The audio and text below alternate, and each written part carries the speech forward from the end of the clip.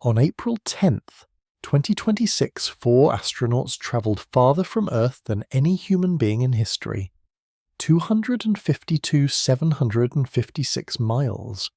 They came home to a perfect splashdown, a standing ovation, and a NASA administrator declaring the path to the lunar surface officially open. But here is what almost nobody is talking about. The heat shield that protected them was never actually fixed. The radiation they absorbed exceeded every model NASA had. And the next mission, the one that was supposed to land on the moon, just got quietly downgraded to a test flight tonight. We're going to look at what Artemis II really proved about our future in space. And if you find that question as fascinating as I do, subscribe to the channel, get comfortable, and settle in because the answer is not what you expect. Let's get into it. Part 1. Splashdown on April 10th, 2026, at 7 minutes and 27 seconds past midnight Universal Coordinated Time, which was 5:07 in the evening on a Friday in San Diego. A spacecraft named Integrity hit the surface of the Pacific Ocean about 40 m off the California coast. It came down under 3 enormous red and white parachutes, dropped the last stretch at roughly 20 miles per hour, and made contact with the water so close to the target coordinates that recovery teams later measured the error at less than a mile. NASA called it a perfect bullseye. And by every measurable standard they were using, that is exactly what it was. The 4 people inside that capsule, Commander Reed Wiseman, Pilot Victor Glover, Mission Specialist Christina, and Canadian Space Agency astronaut Jeremy Hansen, had just completed a 10-day journey that covered 7,237 miles.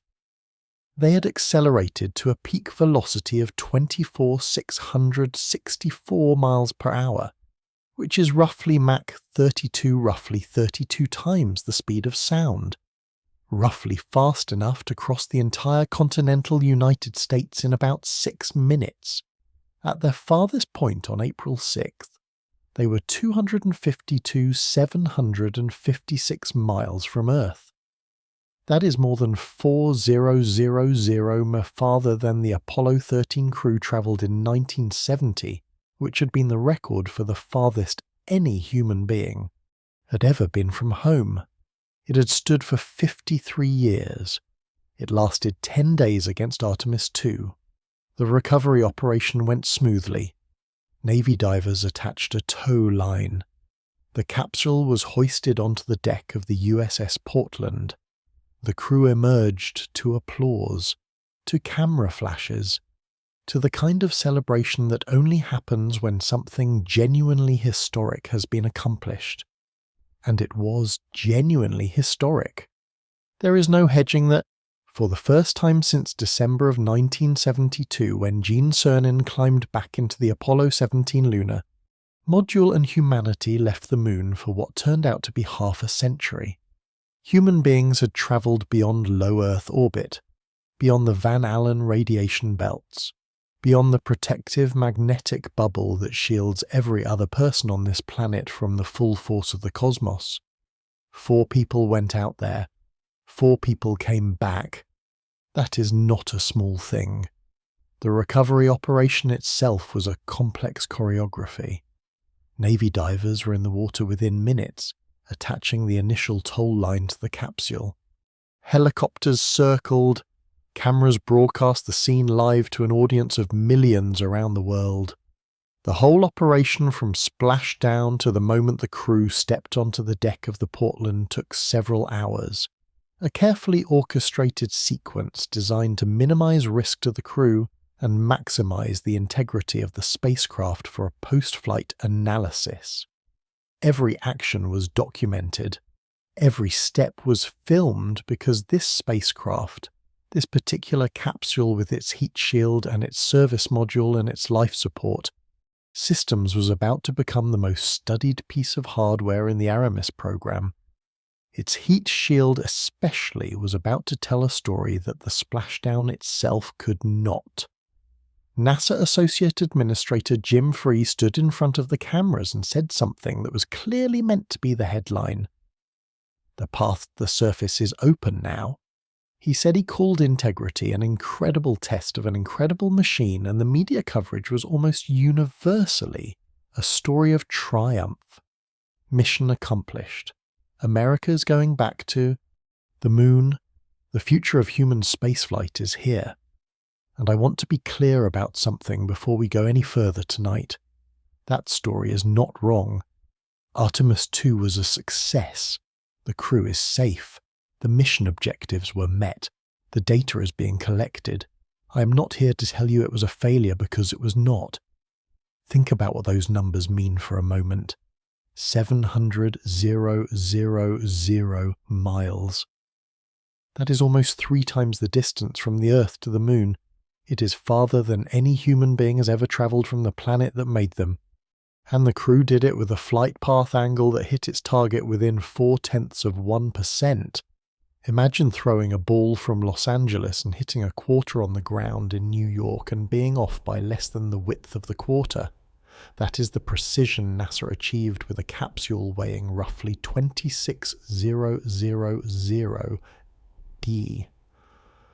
Hurtling through the atmosphere at 32 times the speed of sound. The engineering is extraordinary. That is not in dispute. Victor Glover became the first black astronaut to fly beyond low Earth orbit. Christina Koch, who already held the record for the longest single spaceflight by a woman. 328 continuous days aboard the International Space Station. Added farthest woman from Earth to her resume. Jeremy Hansen became the first Canadian to travel beyond low Earth orbit, and only the second non-American to leave the Earth-Moon system. Commander Reed Wiseman, a Navy test pilot who had previously spent 165 days aboard the ISS, led the crew through a mission that read like a checklist of firsts. On April 6th, the crew experienced something that no human being in history had ever seen. They watched a solar eclipse from behind the moon. For 53 minutes, the Earth blocked the sun while the crew floated in Orion on the far side of the moon. And they watched the solar corona extend outward from the eclipse disk for what one crew member described as more than 10 solar diameters. Streamers of plasma arcing out into the blackness. Like, in astronaut Jeremy Hansen's words, baby hairs. Christina Koch photographed the lunar limb topography against the corona, producing images that planetary scientists will study for years. It was beautiful. It was unprecedented. It was the kind of moment that justifies the entire enterprise of human spaceflight. And on that same day, during that same eclipse, something else happened that was less photogenic, but perhaps more important. The crew observed 5 to 6 flashes of light on the darkened lunar surface. Meteoroid impacts, chunks of space rock slamming into the moon at velocities of up to 70 kilometers per s, and they watched it happen in real time. From orbit, Victor Glover reported one near the South Pole, close to the planned site for the future base camp. I covered those observations in a previous video on this channel. And what they revealed about the bombardment environment at the moon is genuinely sobering.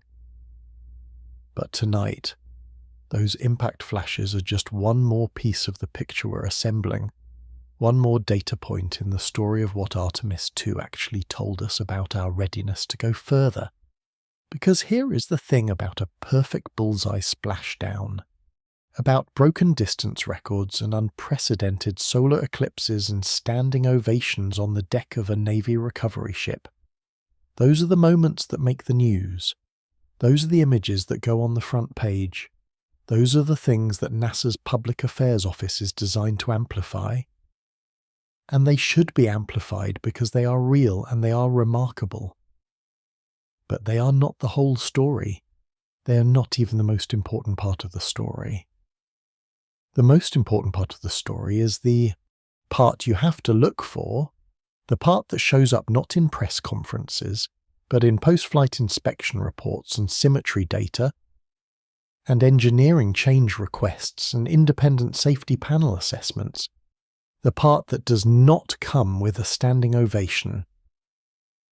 But I am here to tell you that there is a second story underneath the first one, and it is a story that almost nobody is telling, because if you look carefully at what actually happened during those 10 days, at the engineering decisions that preceded the mission, at the data that came back, at the systems that failed, at the institutional patterns that shaped every choice NASA made, you start to see something that the celebration is not designed to show you.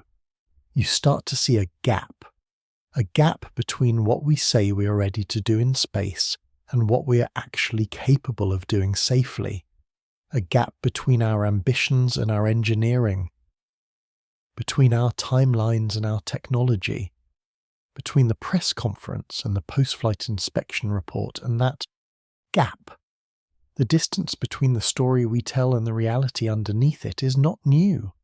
It has appeared before in the history of human spaceflight, and the last 2 times it appeared, people died. So tonight, we're going to do something that the coverage of Artemis II has mostly avoided. We're going to look at the mission not as a story of what went right, but as a diagnostic, a stress test, a 10-day window into how prepared humanity actually is for the next century of space exploration. We're going to talk about a heat shield that was never fixed, about radiation that exceeded every model, about a pattern that stretches back 40 years and has a name that most people have never heard. We're going to follow the data where it leads, even when it leads somewhere uncomfortable. Because the terrifying truth that Artemis II just confirmed is not that space is dangerous. We already knew that. The terrifying truth is that we might not be ready to be honest about how dangerous it actually is, and that the way we handle that dishonesty has historically been lethal. If that is the kind of question that fascinates you, or the kind of story you want to fall asleep to, knowing that someone is thinking carefully about the things that matter most, then this is where you belong. Get comfortable. This one builds slowly, and where it ends up is somewhere I genuinely did not expect when I started researching it. Let us start with the part that look perfect, because the cracks, and I mean that literally, are hiding right underneath the surface.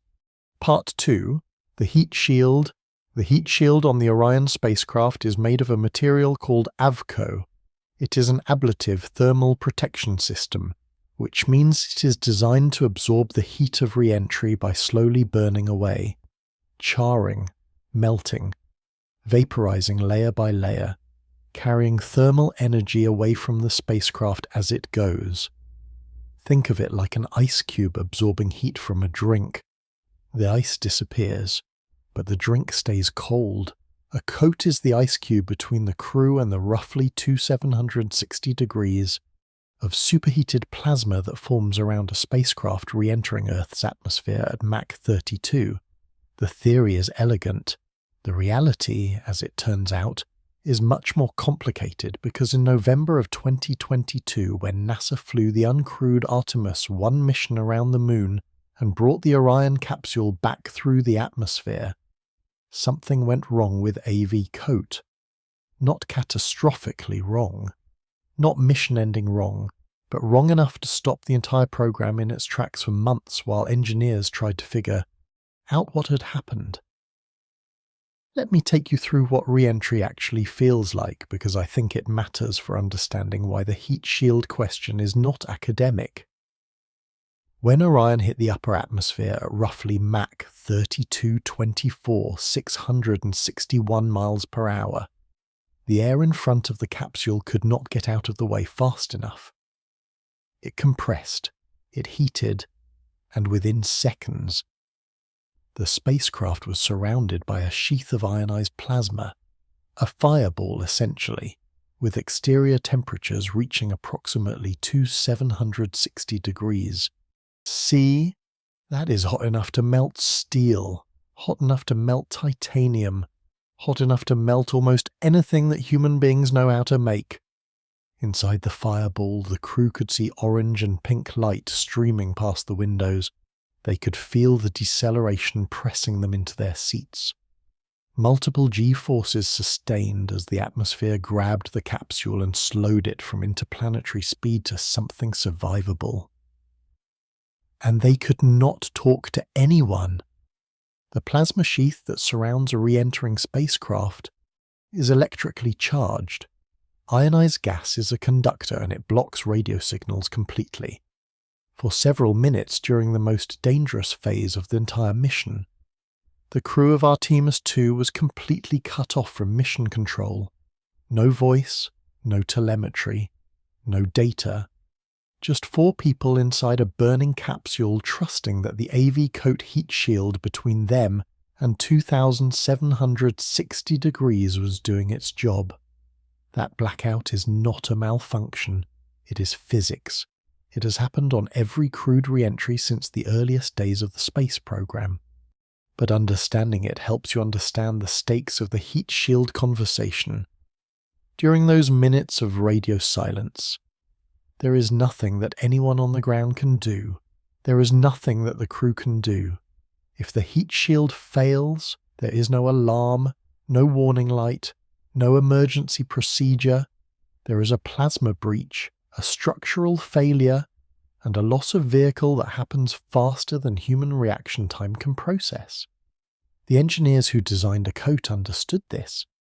The engineers who investigated the Artemis Onica loss understood this. The engineers who developed the modified re-entry trajectory understood this.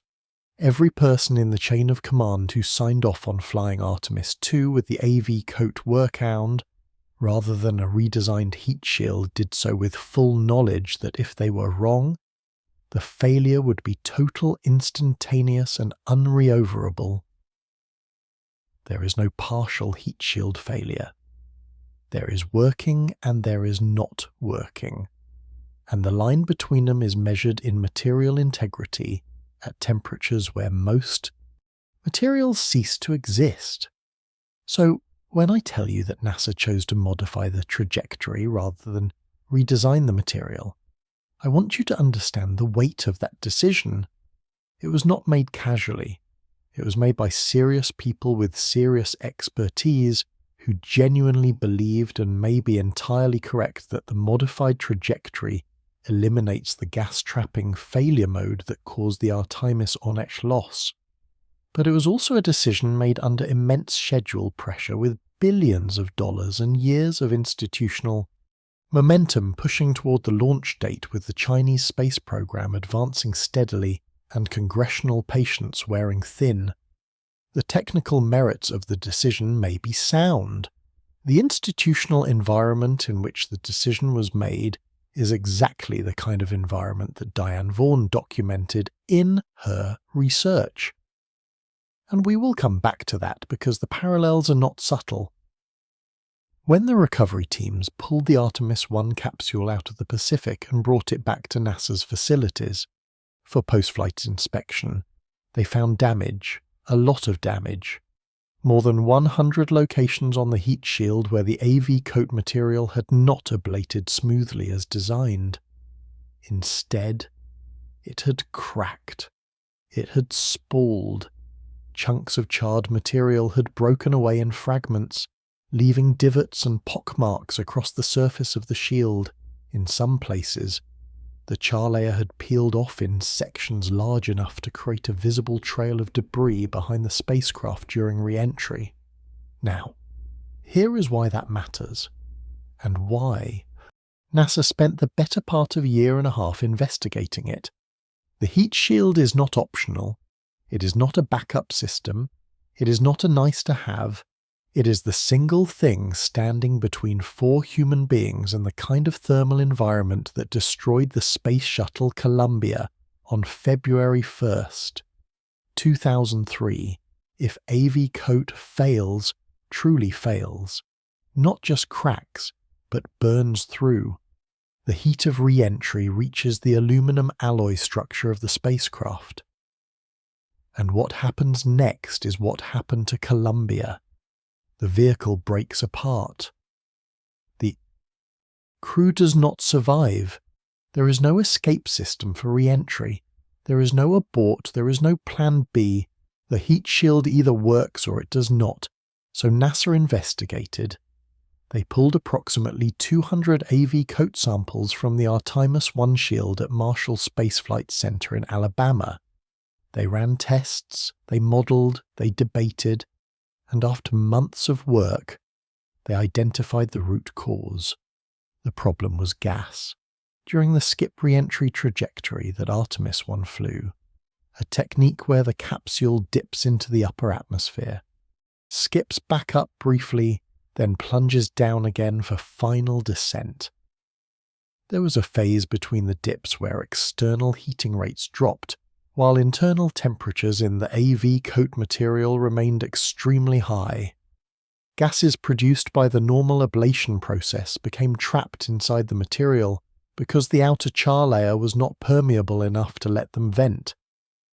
Pressure built up, the char cracked, pieces broke off, and here is the detail that makes this story genuinely fascinating from an engineering standpoint.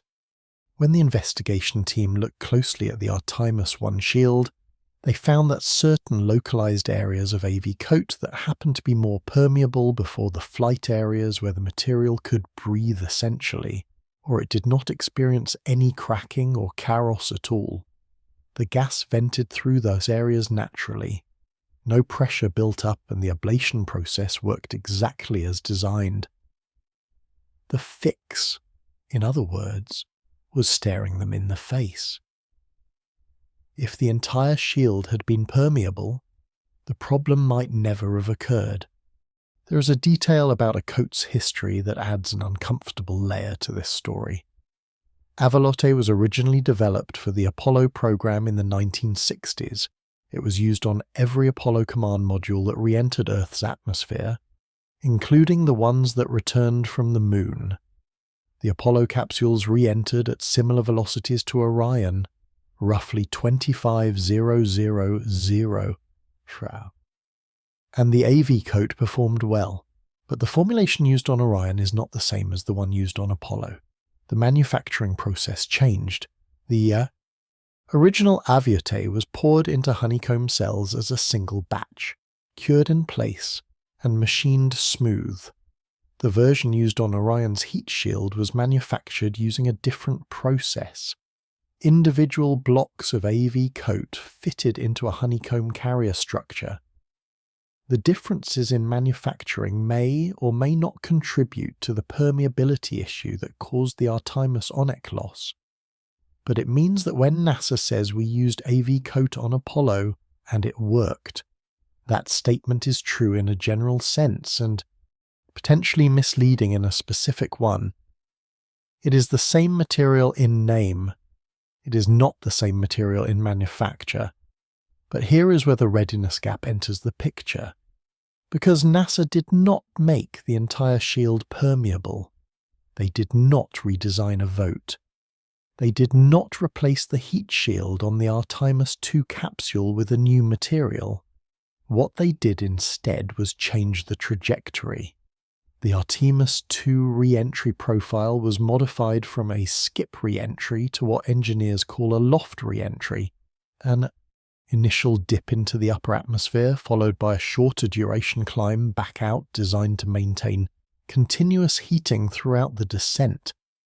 The idea is counterintuitive and genuinely brilliant in a way that should make you a little uneasy at the same time by keeping the heating rate higher and more consistent.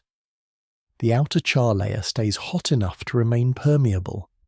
The gases can vent, the pressure does not build, the cracking does not occur. Read that again. NASA's solution to a heat shield that cracked under too much heat during one phase of re-entry was to expose the crew to more heat, not less. More. They did not fix the material. They changed how they flew through the atmosphere around it. They changed the angle, the duration, the thermal profile of the entire descent. not because the new trajectory was inherently safer, but because it created heating conditions that happened to keep a flawed material from failing. An independent review team signed off on the approach. NASA expressed confidence. The crew expressed confidence. And on April 10th, 2026, the modified trajectory was flown for the first time with human beings aboard. And those human beings survived. The capsule splashed down, the parachutes deployed, the bullseye was hit, and somewhere in a NASA conference room, someone almost certainly breathed out a breath they had been holding for 2 years. But as I record this, the Orion capsule is being transported from the recovery ship to a facility where engineers will conduct the most closely watched post-flight inspection in the history of the Artemis program. They're going to examine every square inch of that Avco heat shield. They're going to look for cracking, for char, for spawing, for any evidence that the modified trajectory did not work as well as the models predicted. And what they find will determine whether this approach is used for every future OTM mission, missions that will carry humans to the lunar surface and back, missions with even more aggressive re-entry profiles, missions where the margin for error is even thinner than it was this time. If the shield looks clean, the engineering gamble paid off. If it does not, if there is significant char loss even on the modified trajectory, then the entire heat shield question reopens, and the timeline for every future mission stretches further into the future. That inspection is happening right now. The results have not been released, and the fact that a $4 billion crewed spacecraft just re-entered Earth's atmosphere at 32 times the speed of sound on a trajectory specifically designed to work around a material flaw that was discovered 3 years ago, and that we are still waiting to find out whether the workaround actually worked, tells you something about the gap between the press conference and the engineering reality. The celebration happened. The inspection is still ongoing. Those two things should not sit comfortably together. And the fact that they do is itself part of the pattern we're going to talk about tonight. But first, before we get to that pattern, before we talk about Challenger and Columbia and a concept called normalization of deviance, there is something else that happened during those 10 days in space that deserves attention, because the heat shield was not the only thing that did not work as planned. Part 3. A cascade of small failures. There is a toilet on the Orion spacecraft that cost approximately $30 million to develop. It is an engineering achievement in its own right. A zero-gravity waste management system designed to function in the unique environment of deep space where everything floats, where liquids behave in ways that would horrify anyone who's ever used a bathroom on Earth, and where the consequences of a failure range from deeply unpleasant to genuinely hazardous. $30 million is a lot of money for a toilet. But when you consider that the alternative is a crew of 4 people spending 10 days in a capsule smaller than a minivan with no functioning waste management, you begin to understand why NASA spent it. The toilet broke on day 1, shortly after launch, the waste management system malfunctioned, and the crew had to work with mission control in Houston to troubleshoot the problem. One of the astronauts, the reports are a bit coy about which one, took on the informal role of what NASA's own blog post described as space plumber. The system was eventually restored to what NASA called go-for-use status, but the agency confirmed after splashdown that the toilet will require a full redesign for future missions. A $30 million system on its first crewed flight failed on day 1 and required a manual fix. That was not the only anomaly. Shortly after launch, the crew experienced a loss of communications with mission control. For a period that has not been precisely disclosed, NASA was unable to receive telemetry data from the spacecraft, and the crew's voice transmissions were not getting through to Houston. The failure was asymmetric in a way that made it particularly unsettling. The astronauts could hear Mission Control, but Mission Control could not hear them. They were listening to instructions from a ground team that had no idea whether those instructions were being received, followed, or even heard. For a brief window, the most advanced crewed spacecraft ever built was flying toward the moon with a one-way phone line.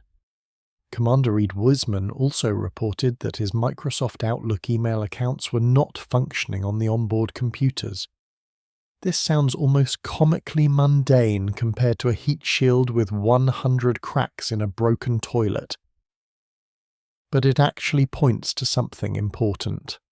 The Orion spacecraft was designed and built over a period of more than 15 years. The software systems aboard it, including the IT infrastructure that the crew uses for communication and scheduling, were specified years ago and integrated into a hardware environment that does not get the kind of regular updates your laptop does. When your Outlook crashes at work, you restart it. When Outlook crashes on a spacecraft 200,000 m from Earth, NASA has to gain remote access to the onboard computers to fix it. And then there was the service module. The European service module, built by the European Space Agency, is the propulsion and life support backbone of the Orion spacecraft. It provides thrust for trajectory corrections, powers the spacecraft systems, and is responsible for critical functions, including attitude control and thermal management. After splashdown, NASA mission managers confirmed that the service module will require a valve redesign based on in-flight performance data. The details are limited. NASA has not specified which valve, what the anomaly was, or how close it came to affecting the mission. But the fact that a redesign is required tells you that something operated outside expected parameters in a system responsible for keeping the crew alive. Now, I want to be fair here. Test flights have anomalies.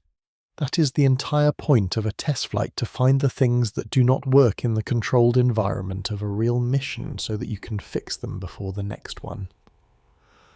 Every Apollo mission had problems. Gemini missions had problems. The Space Shuttle's first flights had problems. Finding issues on Artemis II is not evidence of failure. It is evidence that the test worked. There is something I want to add here that I think is important for context. The Artemis II mission flew with what engineers call a free return trajectory. This means that even if every propulsion system on the spacecraft had failed completely, if the service module had gone dead, if the crew had lost all ability to fire engines, the capsule's trajectory was designed so that the moon's gravity would swing it around and send it back toward Earth automatically. No engine burn required, just orbital mechanics doing what orbital mechanics does.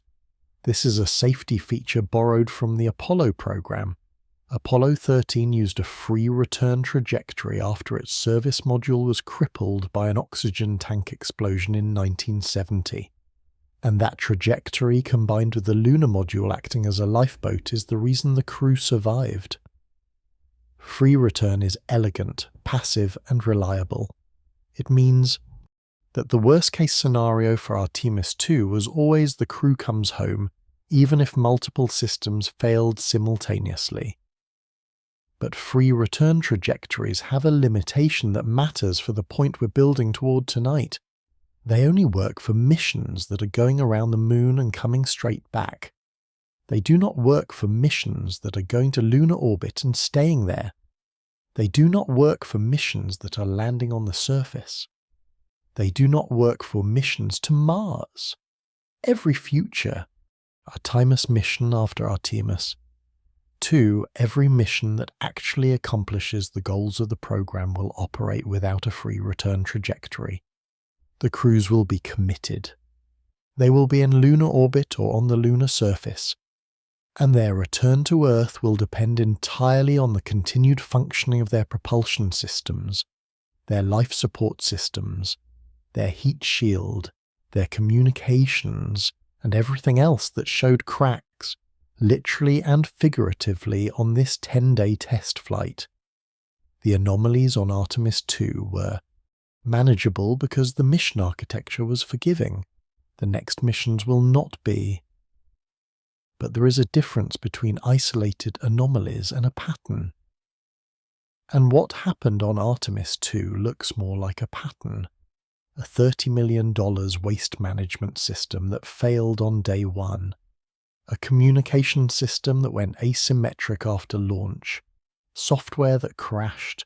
A propulsion module valve that needs a redesign. And underneath all of it, a heat shield that was never actually fixed, but was instead worked around with a modified trajectory that we will not know succeeded until the post-flight inspection is complete. Each of these problems individually is manageable. Each of them was managed. The toilet was fixed. The comms were restored. The outlook was debugged. The valve did not cause a mission failure. The crew came home. But when you step back and look at them together, when you see a spacecraft exhibiting this density of anomalies on a 10-day mission with a 4-person crew and a free return trajectory that brought them home regardless, you have to ask a question that the celebration does not invite you to ask. If this is the failure rate for 10 days, what is the failure rate for 30 days, for 90 days? For the 900 days of a round trip to Mars, where there is no free return trajectory, where mission control is 20 minutes away by radio, where you cannot splash down in the Pacific if things go wrong because the Pacific is roughly 55 million miles behind you. That question is the gap. The distance between a 10-day test flight with manageable anomalies and a multi-year expedition where every one of those anomalies becomes a potential catastrophe. And the answer to that question depends on a kind of math that NASA does very well, but does not always like to talk about publicly. The math of compound probability, where the chances of something going wrong do not add up linearly with mission duration, but multiply, where a 99% reliable system over 10 days becomes a 74% reliable system over 30 days and a 36% reliable system over 100 days and a 3% reliable system over a year. The systems on Orion are far more reliable than 99%. But the principle holds the longer you fly, the more failures you accumulate. And what Artemis II just showed us is what the baseline failure rate actually looks like for this particular spacecraft on its first crewed flight. It is not zero. It is not close to zero. It is a spacecraft operating at the absolute edge of human engineering capability, where $30 million toilets break and email does not work and valves behave in ways that require a redesign. The crew came home safely from all of it, but the crew was only gone for 10 days, and the readiness gap, the distance between where we are and where we need to be, just got a measurement. It was measured in broken toilets and one-way phone lines and valves that did not quite work, and it was measured in something else. 2. Something invisible. Something the crew carried home in their bodies without knowing it. Part 4. 12 millisieverts. There is a number that almost nobody talked about during the celebration. 12 millisieverts. That is the preliminary radiation dose that each of the 4 Artemis II crew members absorbed during their 10-day journey around the moon. It came from data transmitted by the instruments aboard Orion. 6 hybrid electronic radiation assessors positioned throughout the spacecraft, personal dimeters manufactured by Moran Technologies and worn by each astronaut, and an updated set of M42 EXT detectors provided by the German Aerospace Center with significantly better energy resolution than the instruments flown on the uncrewed Artemis I mission, 12 millisieverts in 10 days. To put that in context, the average American absorbs about 3 millisieverts per year from natural background radiation. A chest X-ray gives you about 0.02 millisievert. A CT scan of your chest is about 7 millit. So in 10 days, the Artemis II crew each absorbed roughly the equivalent of 2 chest CT scans or 4 years of natural background exposure or 600 chest X-rays. And here is the part that matters, that 12 millisieverts is within NASA's career. Safety limits, it is not a crisis number. It is not a red flag in the formal sense. The crew is healthy, the dompters did their job. The radiation environment was monitored around the clock by teams at NASA and NOAA. Watching the sun for any sign of a coronal mass ejection or solar particle event that could have dramatically increased the dose. None occurred. The mission was, from a radiation safety standpoint, a success. But here is what makes 12 millisieverts interesting. And by interesting, I mean genuinely concerning in a way that does not show up in the headlines. That number is approximately 18% higher than NASA's pre-flight models predicted. Not a rounding error. Not a calibration artifact. 18%. Nearly a fifth higher than every model, every simulation, every calculation that NASA's radiation environment team produced in the years leading up to this mission. Now, on a 10-day mission, 18% is the difference between 12 millits and the 10.22 or so that the models predicted, a difference of less than 2 millisieverts that is well within safety margins, that is not going to give anyone radiation sickness, that is not going to trigger an emergency protocol. It is, in the language of the engineers, acceptable, but take that same 18% and apply it to a longer mission. Apply it to the 4-surface mission that NASA is targeting for 2028, where astronauts will spend days or weeks on the lunar surface exposed not just to galactic cosmic rays, but to solar particle events without the protection of Earth's magnetic field or a significant atmosphere.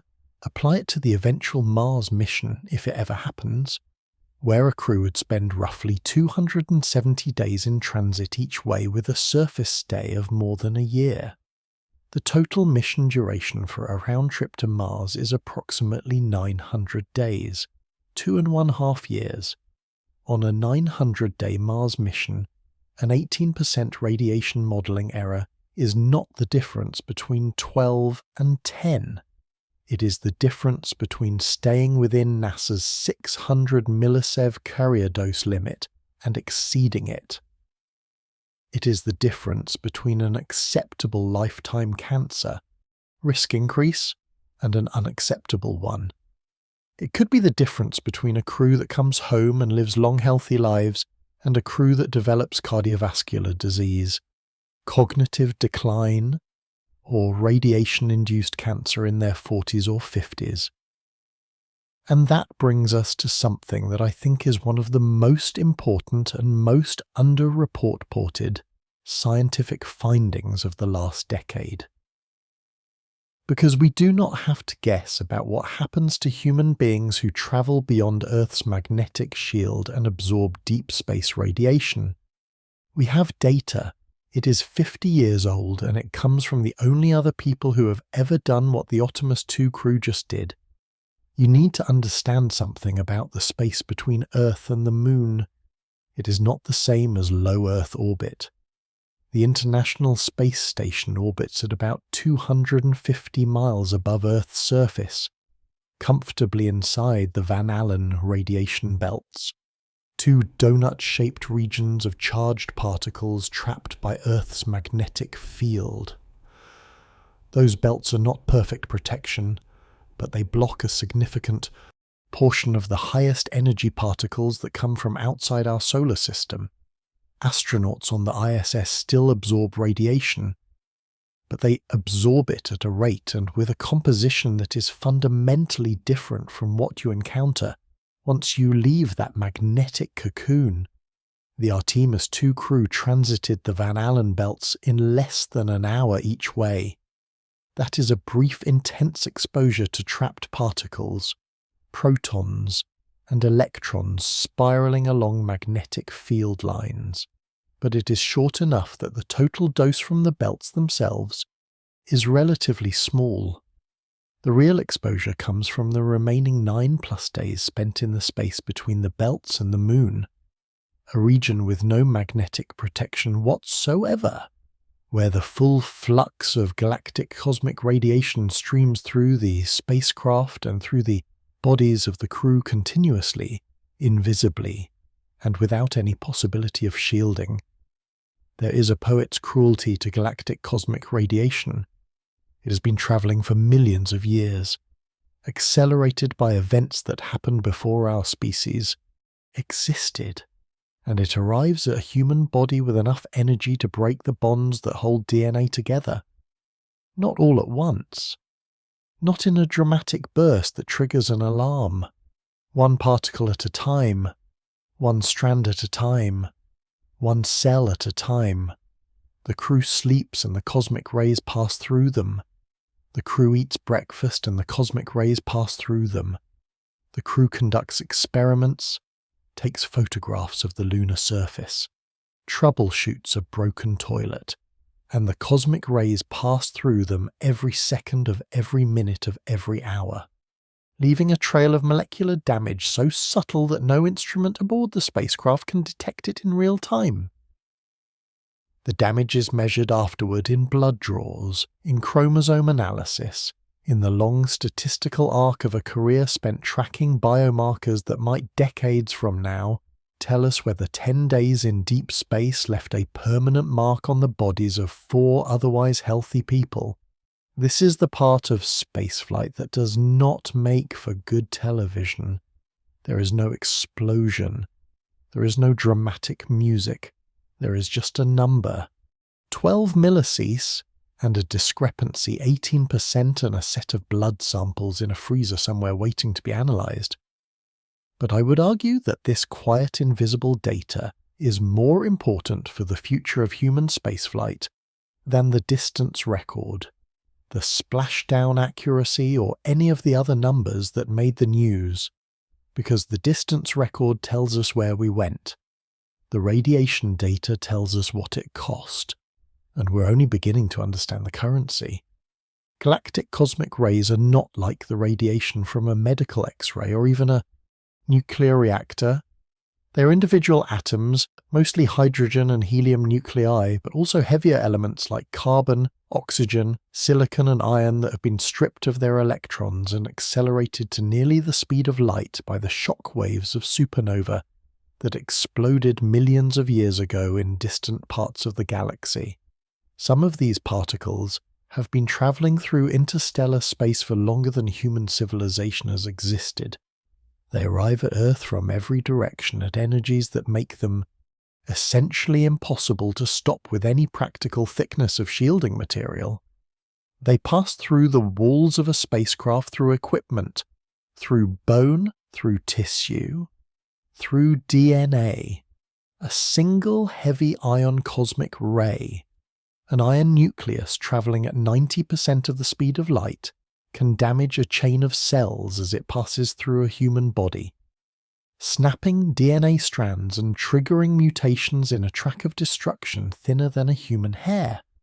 The crew cannot feel this happening. They cannot see it. They cannot hear it. They can only measure it after the fact by counting the damage.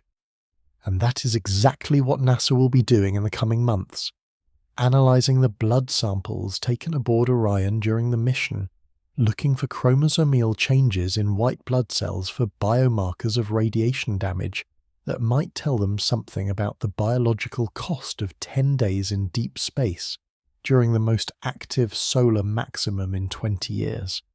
Because Artemis II launched during solar cycle 25, which peaked around October of 2024 with a smooth sunspot number of 161, one of the strongest solar maxima in recent decades.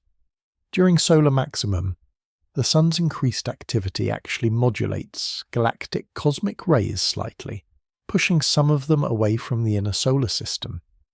So, the chronic background GCR dose was marginally lower than it would be during solar minimum. But the trade-off is that the chance of a sudden acute solar particle event, a burst of protons from a solar flare or coronal mass ejection, is dramatically higher. During the same solar cycle in May of 2024, Earth experienced a G5 geomagnetic storm, the most intense in 2 decades, powerful enough to produce aurora visible from the tropics and knock 40 Starlink satellites out of orbit. The Artemis II crew flew through that same solar environment. They were exposed to that same elevated risk. They carried dimeters that measured the reality of that exposure, and the reality was 18% worse than the models. That gap. That 18% is a data point, a single data point from a single mission. But it is the first new data point we've gotten from beyond the Van Allen belts with modern instrumentation since the Apollo program ended in 1972. And what it suggests quietly, without fanfare, in the fine print of a post-flight briefing, is that our understanding of the deep space radiation environment is not as complete as we thought it was. And to understand why that matters, why 12 MITs and an 18% overshoot should concern you, even though the crew is fine and the mission was a success, we need to talk about what happened to the Apollo astronauts. Not during their missions, after decades after, in their hearts and their arteries and their cardiovascular systems in ways that nobody expected and that took 50 years to become visible. Part 5. The Apollo Warning. In 2016, a researcher named Michael Delph at Florida State University published a study in the journal Scientific Reports that should have been front-page news, and for reasons we will get to, mostly was not. The study was simple in design and devastating in its findings. Delph and his colleagues looked at every NASA astronaut who'd ever flown in space and divided them into 3 groups. Group 1. Astronauts who were selected for the program but never flew an orbital mission. Group 2. Astronauts who flew missions only in low Earth orbit, shuttle missions, ISS expeditions, Gemini, early Apollo tests.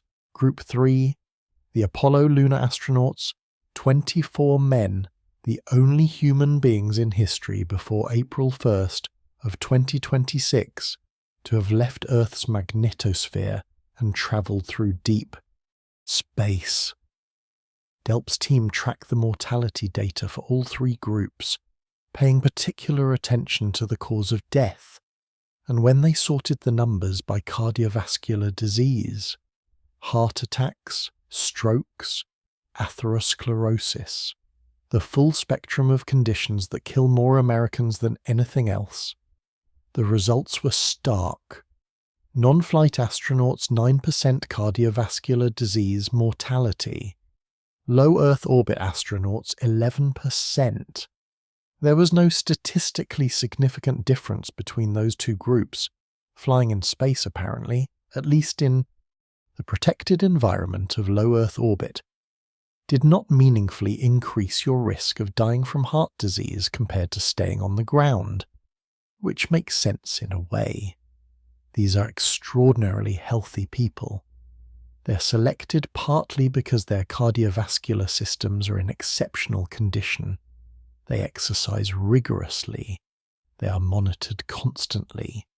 If anything, you might expect astronauts to have lower rates of heart disease than the general population, and indeed, they do. Apollo, lunar astronauts 43% cardiovascular disease mortality, 4 to 5 times higher than either of the other groups. Not double, not slightly elevated 4 to 5 times. Let me say that again, because I think it is one of the most important numbers in the history of human spaceflight and almost nobody knows it. The only human beings who had ever travelled beyond Earth's magnetic shield through the Van Allen belts into deep space to the moon and back died of cardiovascular disease at a rate 4 to 5 times higher than astronauts who stayed in low Earth orbit. Same selection criteria, same physical fitness standards, same demographic profile, same era of medicine and healthcare. The only variable that differed between the two groups was exposure to deep space radiation. Delp did not stop at the epidemiological data. He wanted to know whether the correlation had a mechanism. So his team designed an animal study.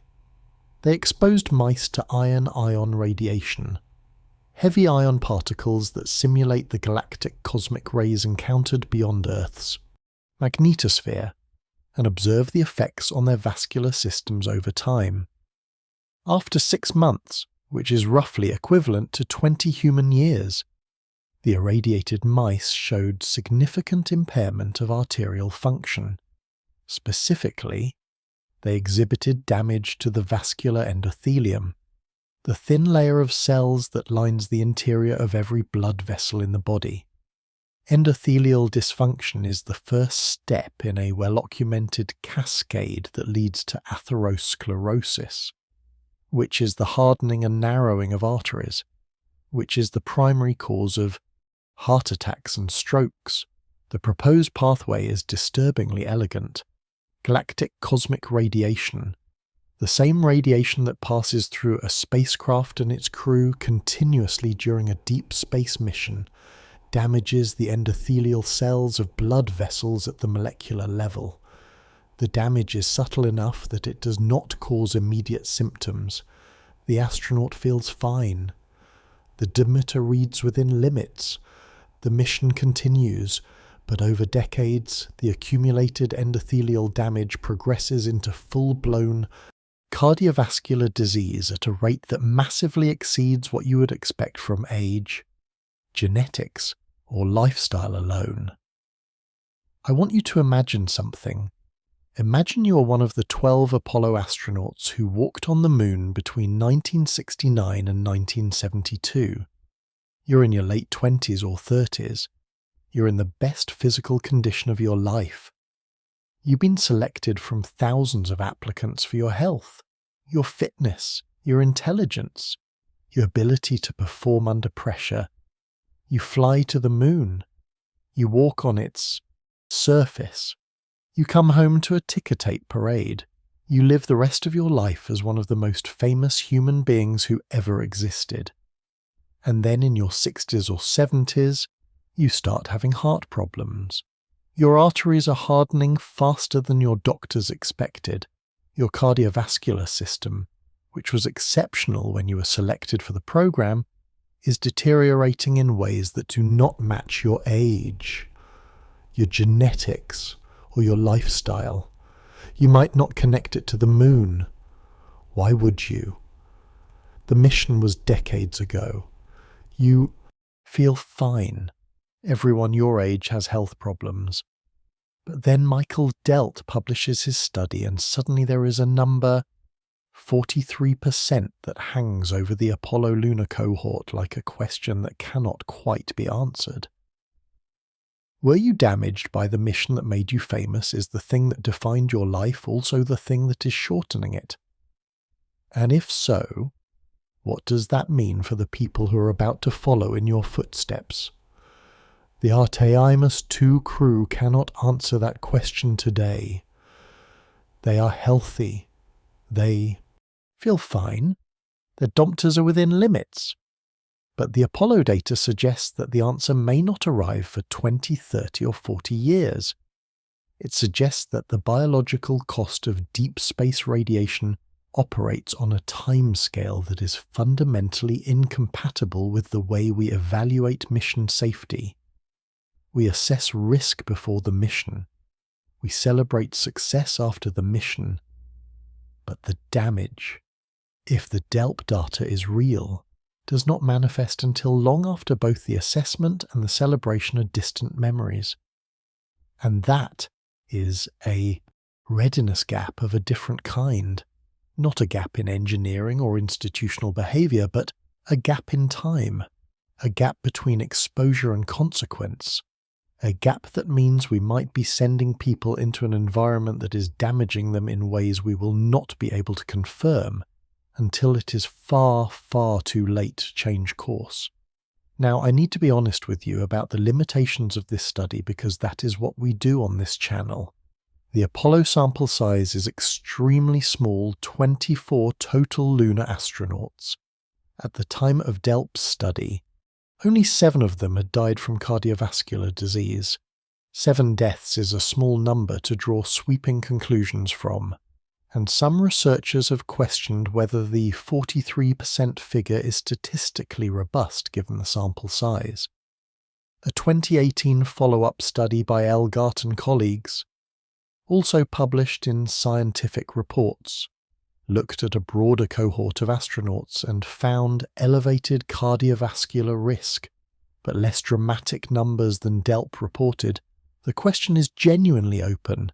It has not been settled, and that frankly is part of what makes it so concerning, because the reason it hasn't been settled is that the sample size has been too small. Only 24 human beings have ever been beyond Earth's magnetosphere. That is not enough people to run the kind of large-scale epidemiological study that would give you a definitive answer. You would need hundreds, ideally thousands of deep space travelers to resolve the statistical uncertainty. And that is exactly what the Artemis program is beginning to provide. The Artemis II crew, Wiseman, Glover, Co. and Hansen just became the 25th through 28th human beings to travel beyond Earth's magnetosphere. They absorbed approximately 12 millisieverts of radiation over 10 days, 18% more than predicted during one of the most active solar maxima in 2 decades. Blood samples were taken aboard Orion and will be analysed for chromosomal damage, DNA breakage, and other biomarkers of radiation injury. The results will take months to process. The long-term cardiovascular effects, if the Delp findings are correct, will take decades to manifest. In the meantime, we are in a strange position. We have enough data to be worried, but not enough to be certain. We have a 43% number from a small sample that might be a statistical fluke or might be the most important warning sign in the history of human spaceflight. We have 18% radiation overshoots from the first modern deep space to symmetry, and we have a program that is planning to send more and more people beyond the Van Allen belts to the Moon, eventually to Mars on missions that are longer with higher cumulative exposures into a radiation environment that we just learned. We understand about 18% less well than we thought we did. The readiness gap is not just in the hardware. It is not just in the heat shields and the toilets and the valves.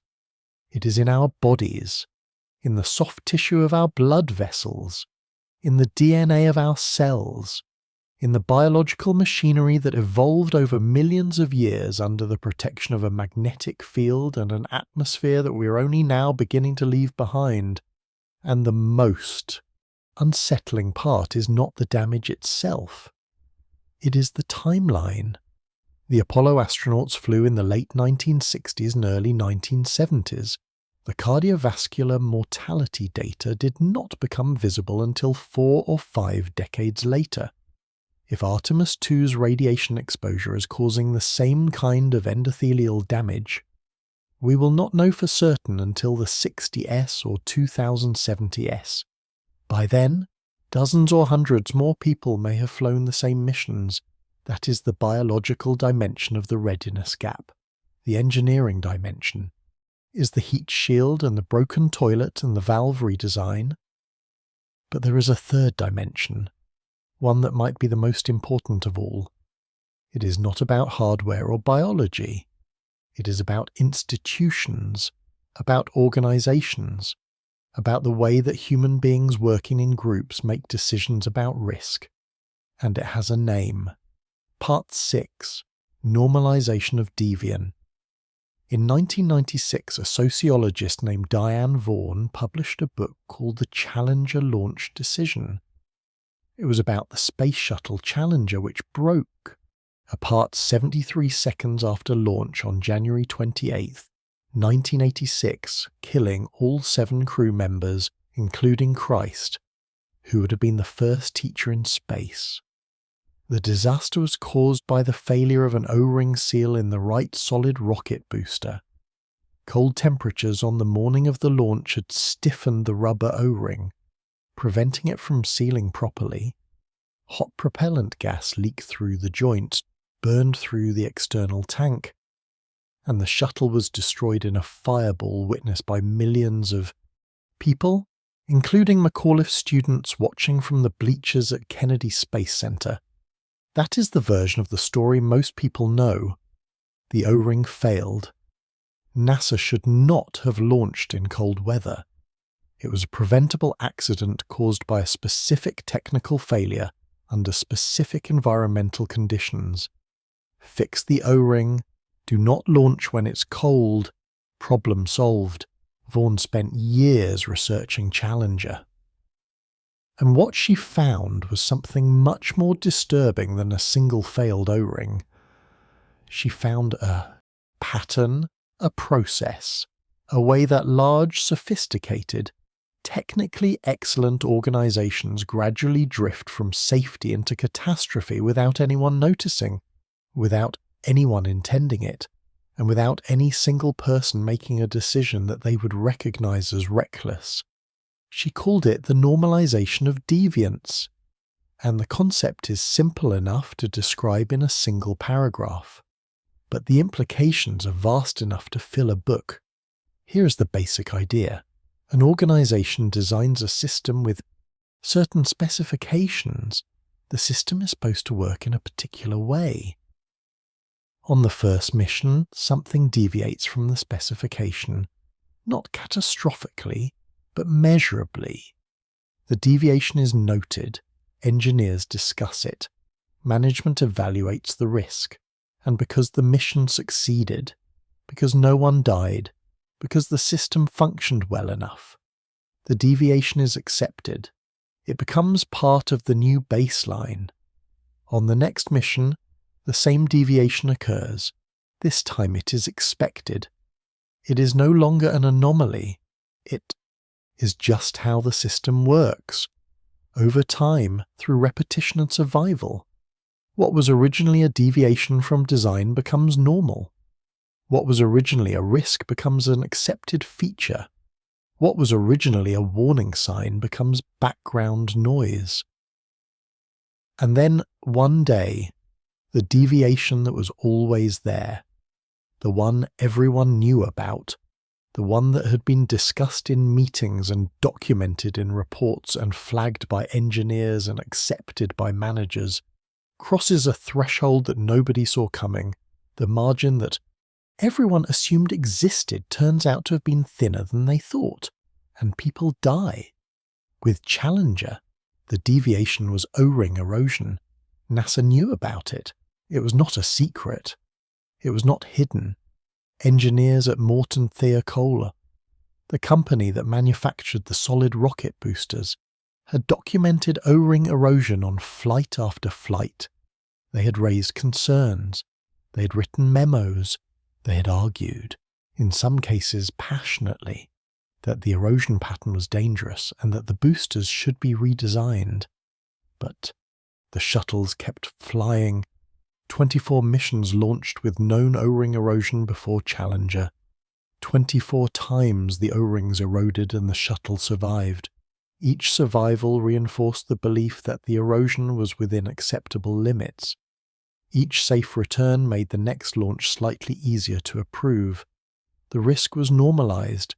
The Deviant became the standard on January 28, 1986. The 25th shuttle launch with known O-ring erosion encountered temperatures that pushed the erosion past the invisible line.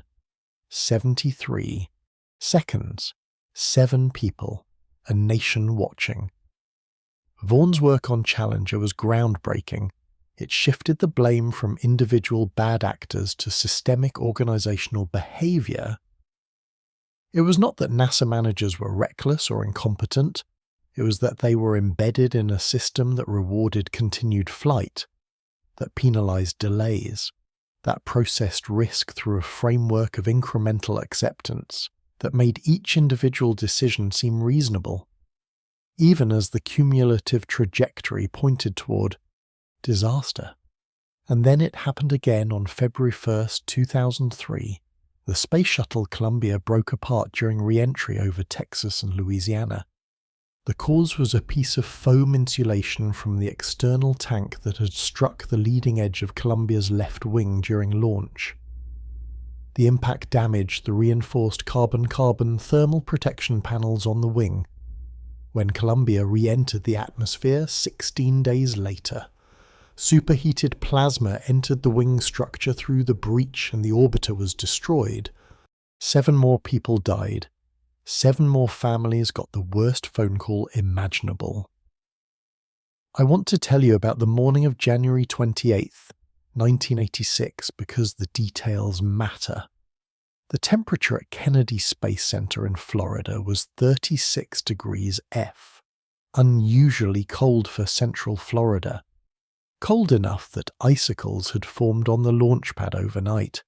Engineers at Morton Thiokol, the company that manufactured the solid rocket boosters, had spent the previous evening in a teleconference with NASA arguing against the launch. They had data showing that the O-ring seals in the booster joints lost their flexibility in cold temperatures. They had a chart. They had test results. They had the voice of Roger Boye, a senior engineer at Thiok who would later testify that he'd felt physically ill watching the launch because he believed the O-rings would fail. NASA pushed back. The agency was under schedule pressure. There had already been multiple launch delays. The Teacher in Space project. Krista McAuliffe's presence on the crew had generated enormous public interest, and every delay was covered by the media.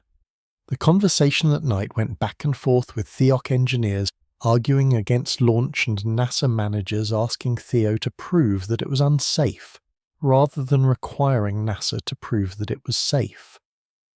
That inversion, the burden of proof shifting from prove it is safe to fly to prove it is unsafe to fly, is one of the most important details in the entire Challenger story.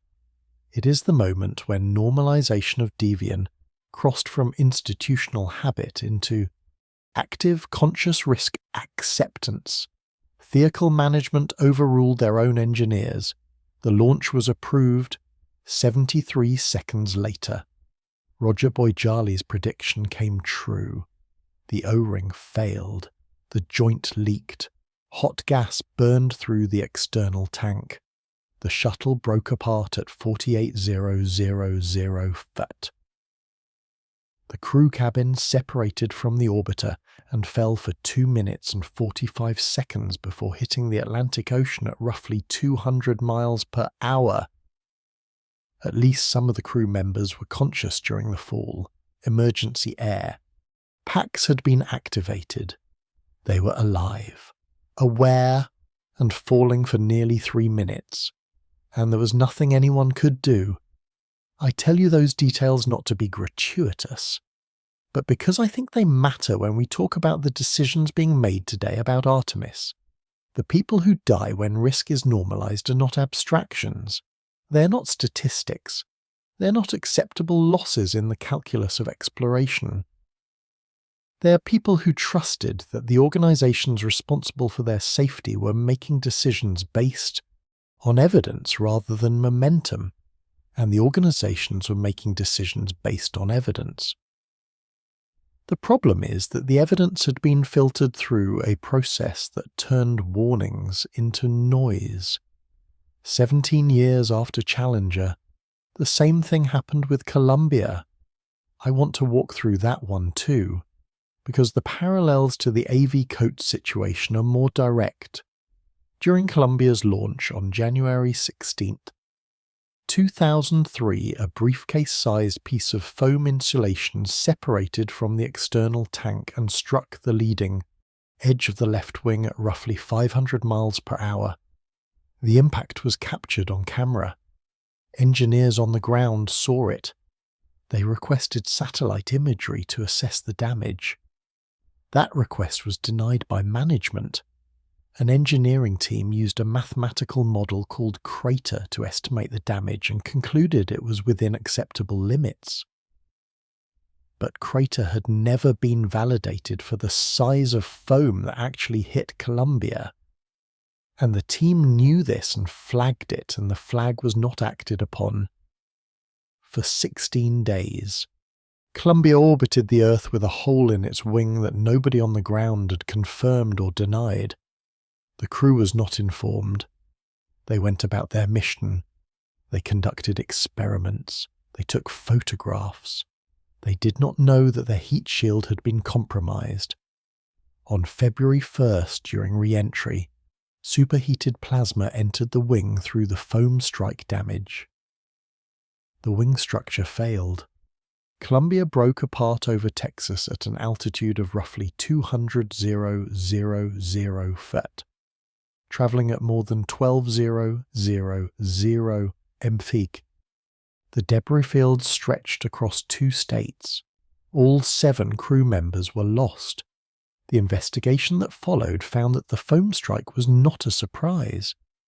It was expected. It had been happening for decades.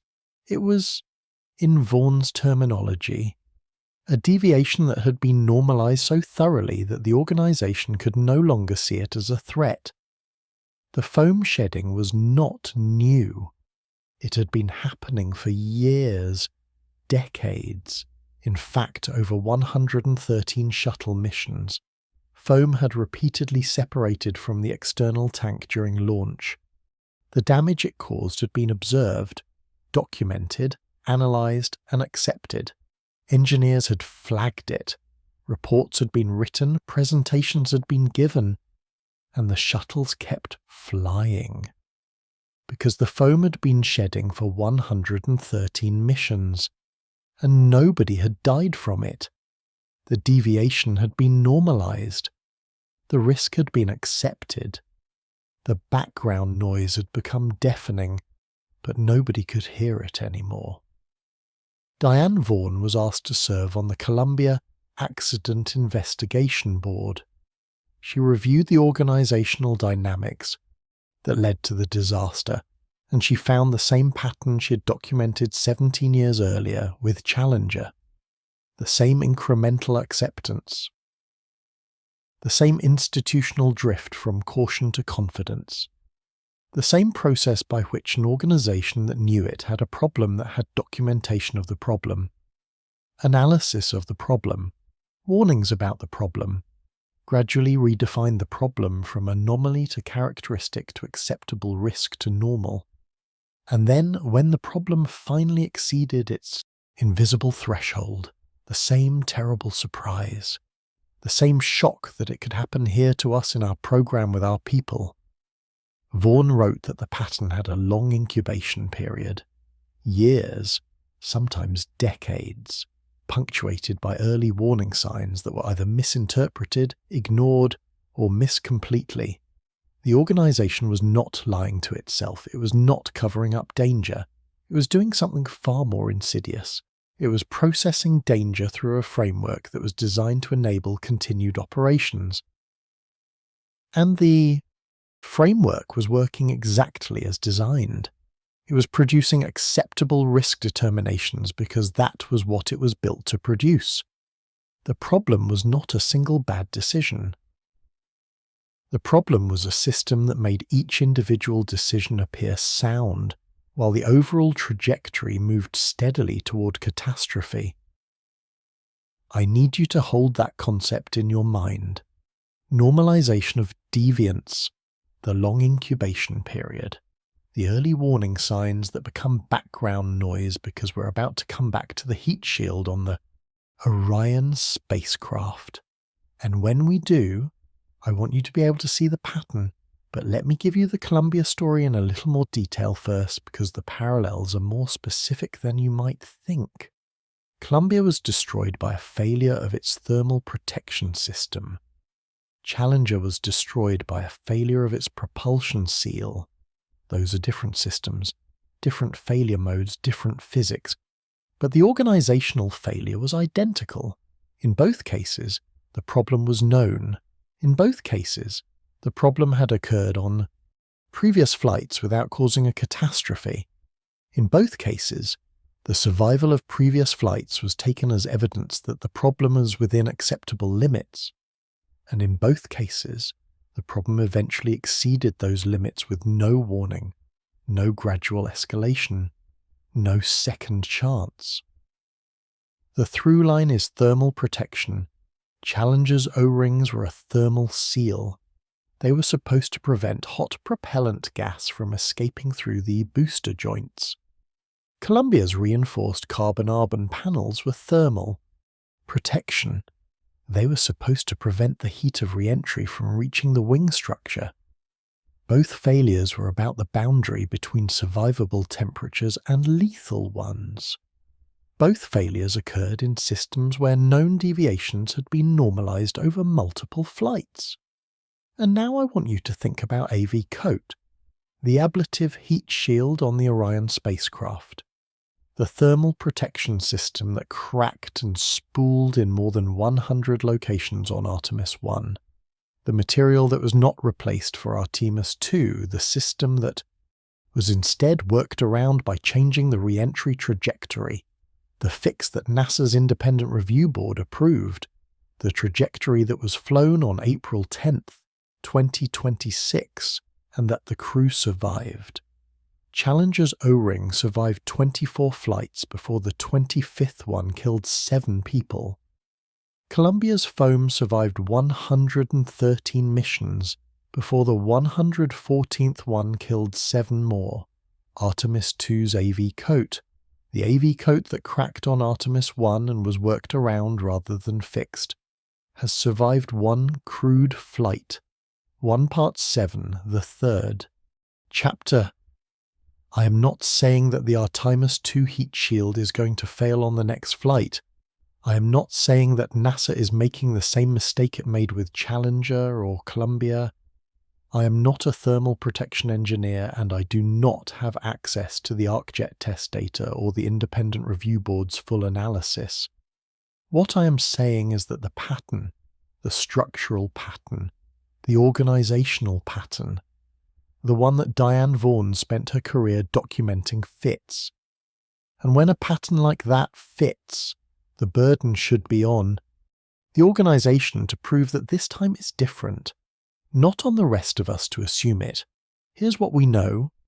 Artemis I revealed a significant unexpected anomaly in the Aviota heat shield.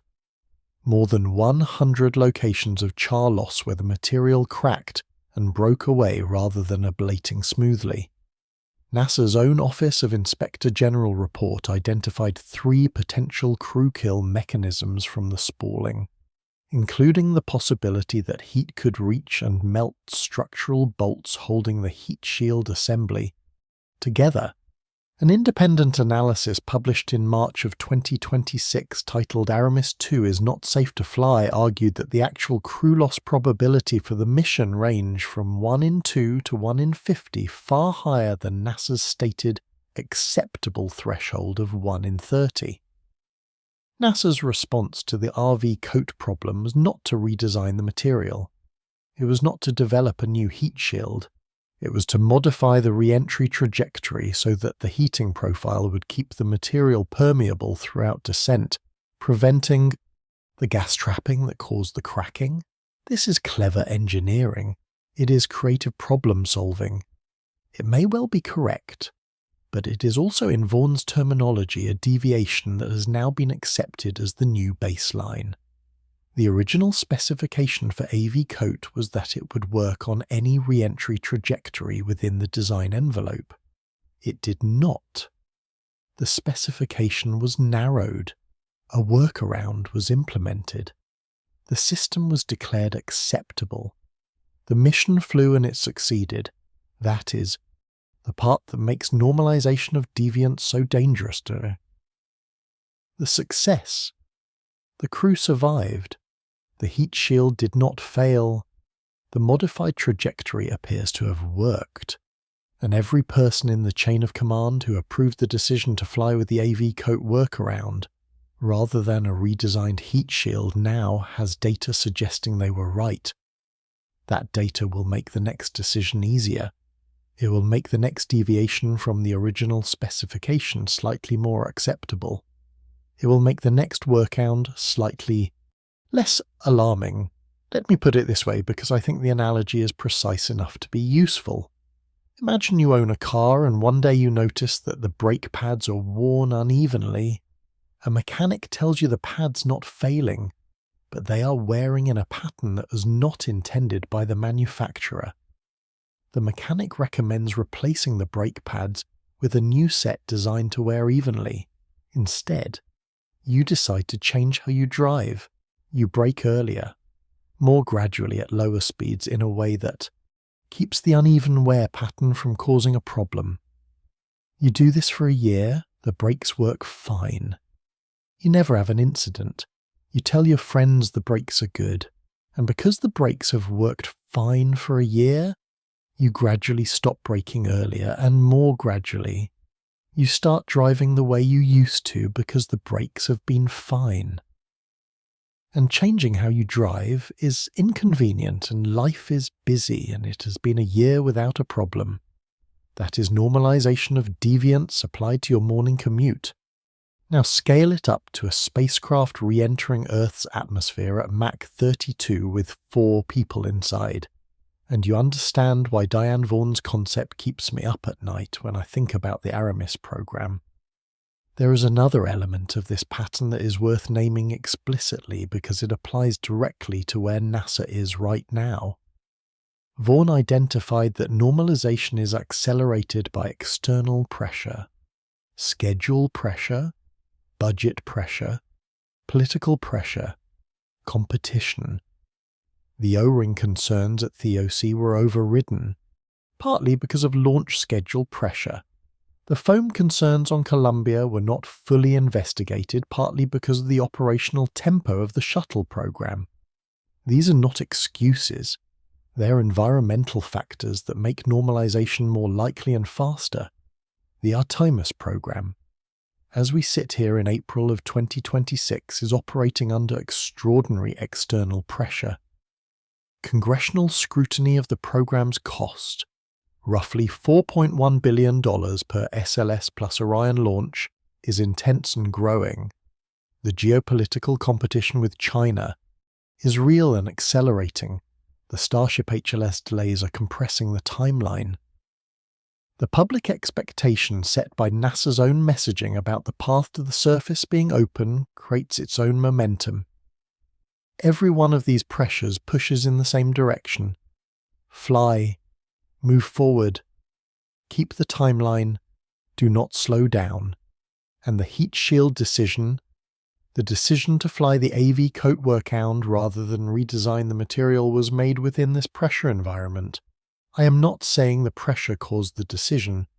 I am saying that Vaughan's research demonstrates with historical rigor that this kind of pressure accelerates the normalization of exactly this kind of deviation. And the fact that the mission succeeded will, by the logic of the pattern, make the deviation feel more acceptable for the next mission and the next until either someone breaks the cycle or the cycle breaks them. That is not a prediction of doom. It is a description of a process that has been documented in 2 separate shuttle disasters that has been studied by one of the most respected sociologists of technology in the world, and that has been identified by every major accident investigation board in the history of NASA. The question is not whether the process exists. It does. The question is whether NASA has broken the cycle this time, or whether the cycle is simply reset. We will not know the answer for years, possibly decades. We will not know until a coat has been flown on 5 missions or 10 or 20. until it has been flown in conditions slightly outside the modified envelope, in solar weather slightly worse than expected, on trajectories slightly more aggressive than the one Artemis II used until the accumulation of successful flights has either validated the workaround or, and this is the possibility that nobody at NASA wants to think about, until the accumulation of successful flights has normalized the deviation so thoroughly that the next anomaly comes as a complete surprise. Days. Challenger's O-rings eroded for 8 years before the disaster. Collier's foam shed for 22 years before the disaster. We're now in year 1 of a coat's normalization window and the readiness gap. The distance between our confidence and our actual safety margin is at its widest right now in this moment, when the celebration of a successful mission is loudest and the institutional pressure to move forward is strongest. That is the third dimension of the gap. Not hardware, not biology, institutions. The way we make decisions, the way we process risk, the way we tell ourselves. Stories about what success means, and right now, the story NASA is telling, the path to the surface is open, is a story built on a heat shield that was worked around rather than fixed. Radiation data that exceeded predictions by 18%, a waste management system that failed on day 1, a communication system that went one way after launch, a service module valve that needs a redesign, and a set of future mission timelines that are, as we're about to discuss, in serious trouble.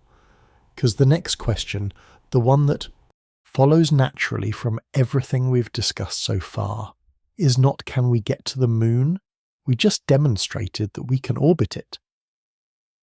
The question is, can we land on it? And the answer to that question is much less encouraging than anything NASA said at the Splashdown press conference. Part A to surface that keeps retreating. There is a date that got quietly changed while everyone was watching Artemis II fly around the moon, and it is one of the most important dates in the Artemis program's timeline. On February 27th, 2026, about a month before Artemis II launched, NASA Administrator Jared Isaacman confirmed a revised plan for the next missions in the program. The revision was significant. Artemis III, which had originally been planned as the mission that would return American astronauts to the lunar surface for the first time since 1972, was downgraded.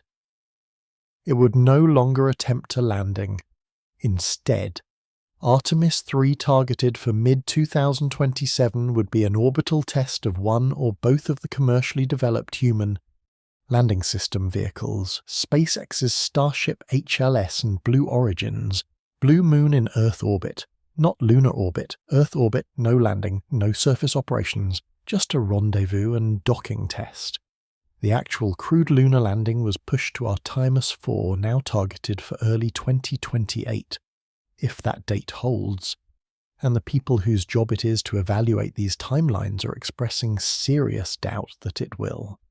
Artemis IV will be the first American crewed lunar landing since Apollo 17 in December of 1972, 56 years between boots on the moon, more than half a century. The reason Artemis III was downgraded has a name, and that name is Starship. SpaceX's Starship human landing system is the vehicle that NASA is counting on to carry astronauts from lunar orbit down to the surface and back up again. It is by any measure the most ambitious rocket ever designed. It is nearly 400 feet tall. It is designed to be fully reusable. It uses a propulsion system that requires in-orbit refueling. Multiple Starship tanker flights launching from Earth, rendezvousing in orbit, transferring cryogenic propellant from one vehicle to another in microgravity, a process that has never been demonstrated at this scale. And as of March of 2026, Starship HLS had not completed its ship-to-ship propellant transfer demonstration. It had not completed its design certification review. NASA officials acknowledged publicly that SpaceX was behind on HLS development. The Aerospace Safety Advisory Panel, NASA's independent oversight body, published a report stating that programmatic and technical risks with these systems have continued to emerge and affect the overall Artemis II schedule and risk management, and expressed what they carefully described as serious doubt about whether the timeline was obtainable. Let me give you a sense of the scale of the Starship HLS challenge, because I think it gets lost in the headlines about launch dates and mission numbers. To land a crew on the Moon using the Artemis architecture, the following things have to happen in sequence flawlessly.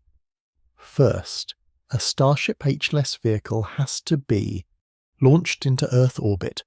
Then between 10 and 16 additional Starship tanker flights have to launch, rendezvous with the HLS vehicle in orbit and transfer cryogenic propellant, liquid oxygen and liquid methane from one vehicle to another in microgravity. This orbital refueling process has never been demonstrated at this scale with these propellants. Each transfer requires precise alignment, docking, and fluid management in zero gravity, where liquids behave in ways that are fundamentally different from anything on Earth. Once the HLS is fully fueled, carrying enough propellant for a journey to the Moon, a descent to the surface, and ascent back to orbit, and a rendezvous with Orion. It fires its engines and heads for the Moon. It enters lunar orbit. It waits for the Orion spacecraft, which has been launched separately on SLS with the crew aboard. Orion and HLS dock in lunar orbit. 2 crew members transfer from Orion to the lander. The lander undocks, descends to the lunar surface, conducts surface operations, ascends back to orbit. Redox with Orion, the crew transfers back, and Orion heads home. Every single one of those steps has to work. The orbital refueling, the translunar injection, the lunar orbit insertion, the docking in lunar orbit, the descent, the landing, the surface EVAs, the ascent, the redocking, the crew transfer, the return. Any failure at any point could strand the crew in lunar orbit, on the surface, or somewhere in between with limited options for rescue. And the vehicle that is supposed to accomplish all of this, the Starship HLS, had not completed its propellant transfer demonstration as of March 2026. It had not passed its design certification review. Its development timeline has slipped repeatedly. The company building it, SpaceX, has had multiple Starship test flights end in explosions, which is, to be fair, part of their iterative design philosophy. They learn from each failure. They iterate quickly. They're extraordinarily good at what they do, but extraordinarily good at iterating through explosions is a different thing, from ready to carry humans to the lunar surface by 2028. This is the paradox at the center of the OTM program. The most capable vehicle in the architecture is also the least ready, and the schedule pressure created by geopolitical competition, congressional expectations, and institutional momentum is pushing the program to commit to timelines that its own safety oversight does not believe are achievable. We've seen this dynamic before. We know where it leads when the pressure to fly outpaces the readiness to fly safely. Let me translate that from bureaucratic language into plain English. The vehicle that is supposed to land humans on the Moon has not passed its most basic tests. The company building it is behind schedule. NASA's own safety watchdog does not believe the timeline is realistic, and the response was to push the landing to a later mission and hope that the extra time is enough. This is the Starship paradox, and it is one of the most fascinating tensions in the entire history of space. Exploration. SpaceX's Starship is genuinely revolutionary. If it works as designed, fully reusable, rapidly refuelable, capable of carrying over 100 tons to low Earth orbit. It changes everything. It makes the moon accessible. It makes Mars possible. It makes space infrastructure, lunar bases, orbital refueling depots, and deep space habitats economically viable in ways that nothing else in the current or planned inventory can match. But the vehicle that could enable everything is also the single largest source of schedule risk for the entire Artemis program. Starship's development philosophy, SpaceX's build it, fly it, blow it up, learn from it approach, is fundamentally incompatible with the timeline pressures of a government program that needs to certify a human-rated vehicle by a specific date. SpaceX iterates fast. They accept failures as data. They redesign between flights. That works brilliantly for developing a rocket. It works terribly for meeting a fixed deadline that Congress and international partners are watching. So, here is where we stand after Artemis II. The mission that was supposed to prove we could orbit the moon succeeded. The mission that was supposed to land on the moon was downgraded to an orbital test because the lander is not ready. The mission that will now attempt the landing is targeted for a date that NASA's own safety panel does not believe is achievable. And underneath all of this, the same heat shield that we spent the first part of this video discussing, the one that was worked around rather than fixed, will need to protect crews on every single one of these missions. The same radiation environment that exceeded models by 18% will be waiting for every crew that leaves Earth's magnetosphere. The same biological unknowns that may have given Apollo astronauts 4 to 5 times elevated cardiovascular mortality will apply to every person who makes the trip. And here is the number that more than any other defines the gap between aspiration and reality for the OTM program. SLS costs approximately $4.1 billion per launch. That includes the rocket, the Orion capsule, and ground operations. $4.1 billion. For comparison, SpaceX's Falcon 9 costs approximately $67 million per launch. Even if you adjust for payload capacity, SLS can deliver significantly more mass to orbit than a single Falcon 9. The cost disparity is staggering. It means that the cadence of Artemis missions is fundamentally limited by budget. At $4.1 billion per flight, NASA can afford approximately one SLS launch per year. That is not a technical limitation. It is a financial one.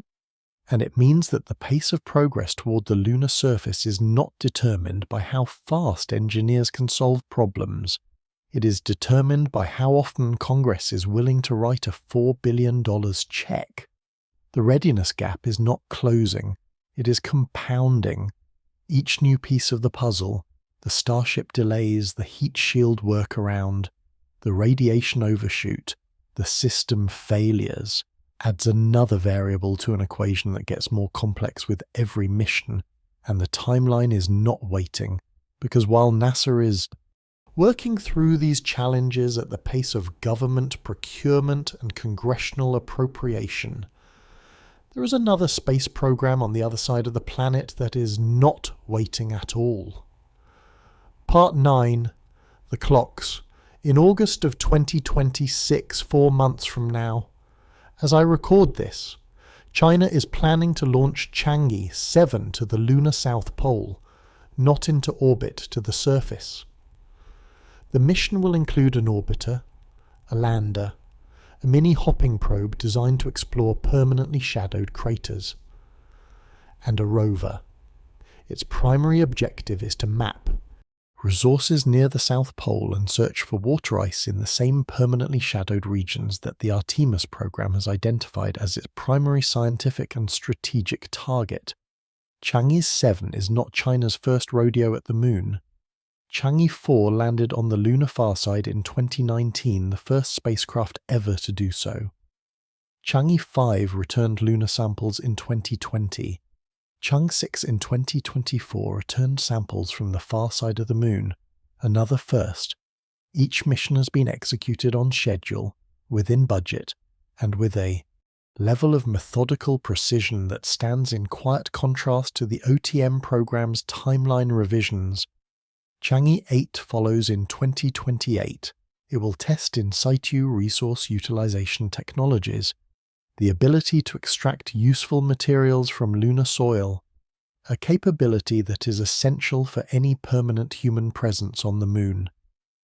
Together, Chang'e 7 and Chang'e 8 will form what China calls the Lunar Research Station prototype, a robotic precursor to a permanent crewed base that China and Russia are jointly planning for the lunar South Pole with a target date of 2035.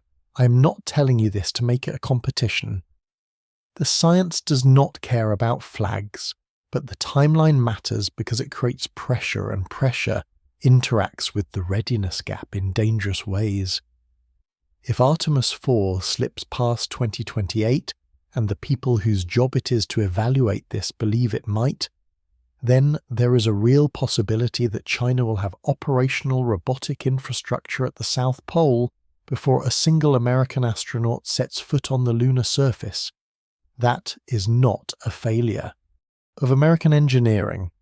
It is a consequence of architectural choices, the decision to build SLS from shuttle hardware, the decision to rely on a lander that has not been demonstrated, that were made years ago for political and economic reasons that had little to do with the fastest or most efficient path to the Moon.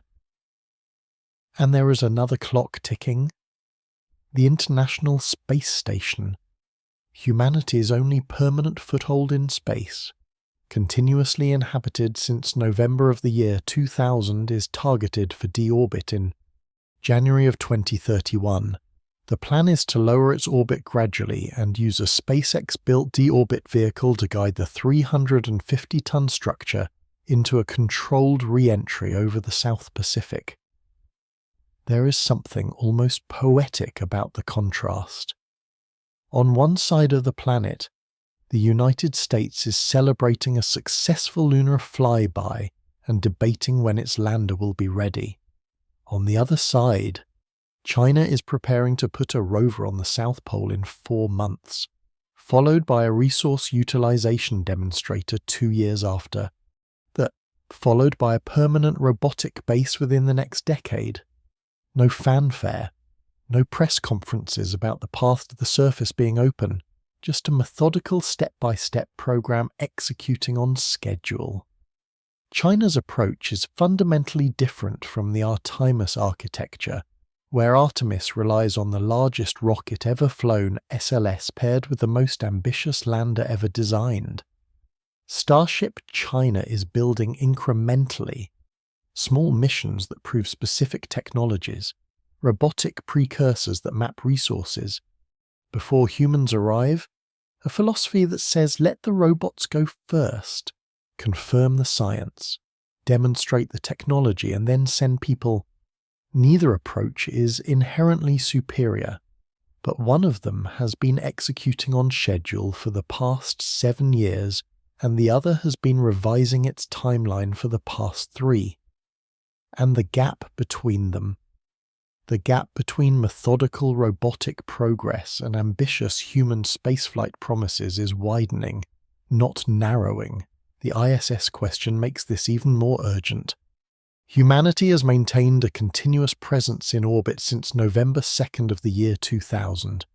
25 years and counting. That streak is not guaranteed to continue.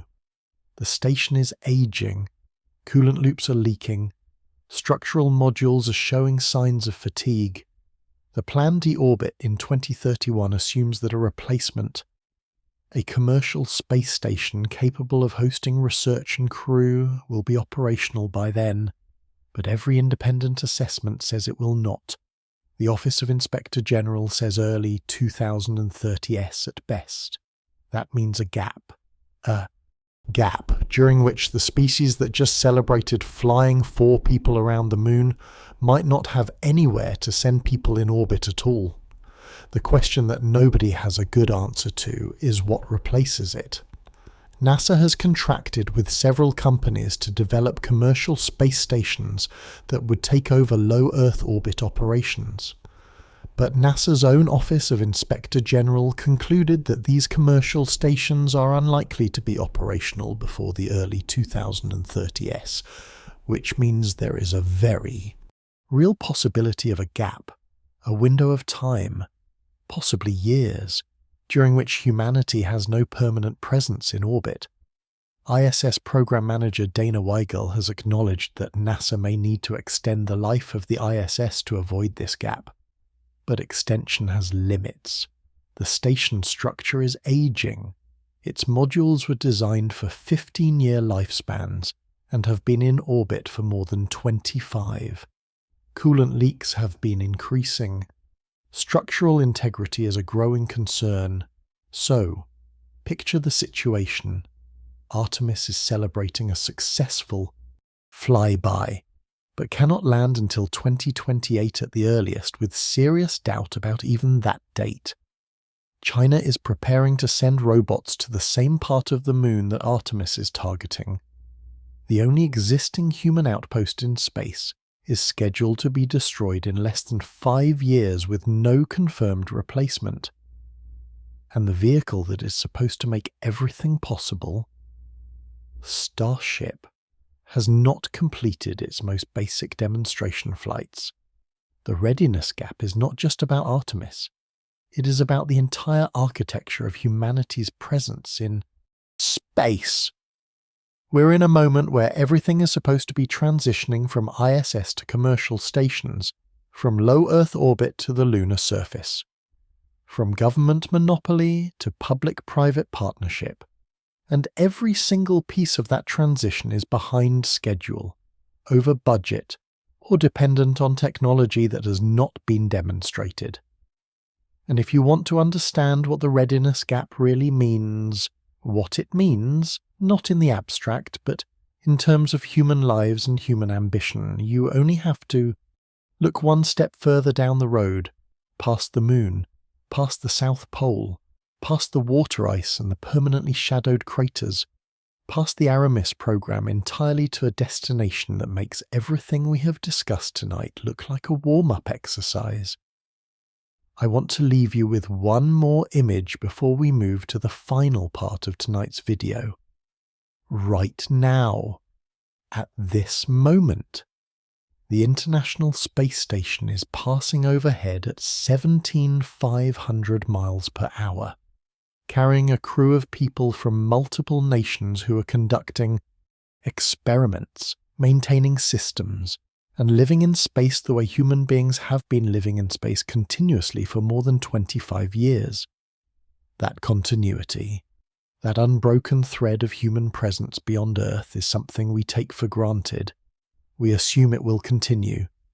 We assume that when ISS is gone, something will replace it. But assumptions are not architecture. Assumptions are not funding, assumptions are not hardware in orbit, and the gap between the assumption and the reality, the gap between something will replace. ISS and nothing is ready to replace ISS is another manifestation of the same readiness gap we have been discussing all night. It is the gap between the future we talk about and the present we have funded. Between the timeline we announce and the technology we've demonstrated. Between the press conference and the post-flight inspection report. Part 10. Are we ready? Mars is 55 million m away at its closest approach to Earth and 250 million m away at its farthest. A round trip using the most energy-efficient trajectory currently possible. Homeland transfer orbit takes approximately 900 days. 2.5 years, 8.5 months of transit each way with a surface stay of about 14 months in between while you wait for the planets to realign for the return journey. There is no free return trajectory to Mars. There is no abort to Earth option after the first few hours. There is no splash down in the Pacific if things go wrong. If a toilet breaks on a Mars mission, You fix it or you improvise for 2.5 years. If a communication system fails, mission control is between 4 and 24 minutes away by radio each way. If a valve in the service module needs a redesign, you will not be able to get the redesigned valve for approximately 26 months, which is the minimum interval between launch windows. I covered the full threat landscape of Mars in a previous video on this channel. The radiation lethality, the atmospheric hostility, the perch soil toxicity, the planet engulfing dust storms, the temperature extremes, the entry, descent, and landing mass gap that no one has solved. If you have not seen that video, I would encourage you to watch it because it lays out in detail why Mars is the most hostile destination humanity has ever seriously planned to visit. But tonight, I want you to think about Mars, not as a destination, but as a multiplier. Take every vulnerability that Artemis II revealed, every one we have discussed over the last 2 hours, and multiply it by the duration, the distance, and the isolation of a Mars mission. The heat shield, Artemis II's AV coat, was worked around with a modified trajectory for a 10-day mission re-entering from the Moon at roughly 25,000 mph. A Mars return re-entry would be at similar or higher velocities with a crew that has been in space for over 1.5 years. The heat shield will need to work perfectly on the first attempt with no second chance after months of exposure to the deep space environment. There will be no post-flight inspection to see if the workout held. There will be one re-entry. It will either work or it will not. The radiation 12. Millisecond in 10 days, 18% above models. Extrapolate that over 900 days. The Mars Curiosity rover's radiation detector measured surface radiation at roughly 0.64 millisieverts per day. If you add transit exposure, surface exposure, and the elevated risk of solar particle events over a 2.5 year period, the total mission dose approaches or exceeds NASA's 600 millisiev career limit, and that is using the models that Artemis II just showed underestimate reality by 18%. If the DELP cardiovascular data is correct, the first Mars crew may be signing up for a significantly elevated lifetime risk of heart disease. Regardless of what their dosimeters read, there is a concept in systems engineering called coupled failure. It describes a situation where multiple systems, each individually reliable, are connected in ways that allow a failure in one system to cascade into failures in others. The heat shield does not exist in isolation from the trajectory. The trajectory does not exist in isolation from the propulsion system. The propulsion system does not exist in isolation from the service module valve that needs a redesign. The radiation exposure does not exist in isolation from the solar cycle, which does not exist in isolation from the mission timeline, which does not exist in isolation from the Starship HLS development schedule, which does not exist in isolation from congressional appropriations, which do not exist in isolation from geopolitical competition with China. Everything is coupled. Every decision about one system affects every other system, and the readiness gap is not a gap in any single system. It is a gap in our ability to see all the couplings at once, to understand how they interact, and to make decisions that account for the full complexity of what we are attempting. That is why I keep coming back to the phrase the readiness gap. Not the heat shield gap, not the radiation gap, not the institutional gap, the readiness gap. Because what Artemis II revealed is not a single problem with a single solution. It is a system-level mismatch between the complexity of what we are trying to do and our current capacity to do it safely. The hardware is not quite ready. The biology is not fully understood. The institutions are running patterns that have been dangerous before, and the timelines are driven by factors that have nothing to do with readiness. Politics, competition, budgets, public attention spans. I said at the beginning of this video that the terrifying truth was not that space is dangerous. And I want to come back to that because I think it is the most important thing I can leave you with tonight. The terrifying truth is about us, about how we make decisions when the stakes are literally life and death, but the consequences are decades away. About whether we can build institutions that are honest about what they do not know, about whether we can resist the pressure to declare victory when the evidence says not yet. The Apollo program put 12 people on the moon in 3.5 years from Apollo 11 through Apollo 17. It was one of the greatest achievements in human history, and the cardiovascular data, the 43% number, did not become visible until 4 decades later. The engineers who designed the Apollo spacecraft were brilliant.